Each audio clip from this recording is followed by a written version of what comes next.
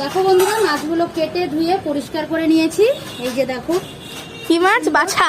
এটা জানি না কি মাছ, বললাম বাছা মাছ, তবু বর বলেছিল বাছা মাছ। আর তোমরা যদি অন্য কিছু জানো তো কমেন্টে জানিও। তো যাই হোক, আমার হচ্ছে পাবদা মাছ। লবণ হলুদ মেখে নিচ্ছি। আর এই যে এটা মশলা কেটে রেখেছি, কাঁচা লঙ্কা, শুকনো লঙ্কা, পেঁয়াজ বাটা, আদা বাটা, জিরে বাটা দেবো। তো চলো এগুলো মিক্সচারে আমি বেটে নেব। মাছগুলো ধুয়ে পরিষ্কার করে নিয়েছি। এবার মাছগুলোকে লবণ হলুদ মেখে নেব। 1 চামচ লবণ, 1 চামচ হলুদের গুঁড়া। এবার মাছগুলো ভালো করে মেখে নেব লবণ হলুদ দিয়ে।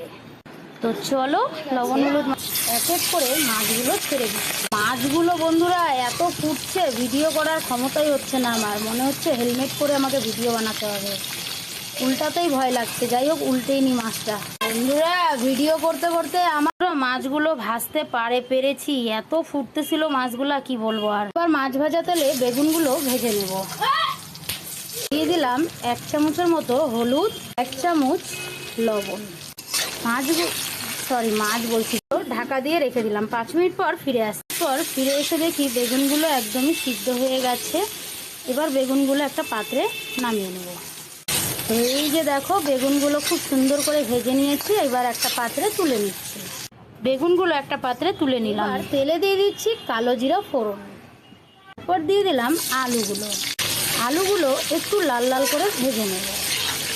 তোমরা তো জানো বন্ধুরা, আঁশ ছাড়া মাছে বেশিরভাগ কালো জিরা ফোড়নই দেয়। তোমরা কি ফোড়ন দাও আমাকে কমেন্ট। আলুটা লাল লাল করে ভেজে নিয়েছি। এবার মশলাগুলো দিয়ে দেবো। এবার মশলাটা দিয়ে দিচ্ছি 1 চামচ হলুদের গুঁড়া, 1 চামচ লবণ। বাকি মশলাগুলো সব ভালো করে নেড়ে চেড়ে মিশিয়ে নিচ্ছি। 10 মিনিট পর ফিরে এসে দেখি মশলার কালারটা দেখো বন্ধুরা, জাস্ট দেখার মতন। তো চলো মশলাটাকে এখন কষানোর পালা। জমিয়ে এখন কষিয়ে নেব। যত লো ফ্লেমে কষাবে, মশলা কিন্তু অসাধারণ কষে গেছে। আর একটা সেন্ট যা বেরিয়েছে না, উফ, ফ্লেভারটা খুব সুন্দর বেরিয়েছে।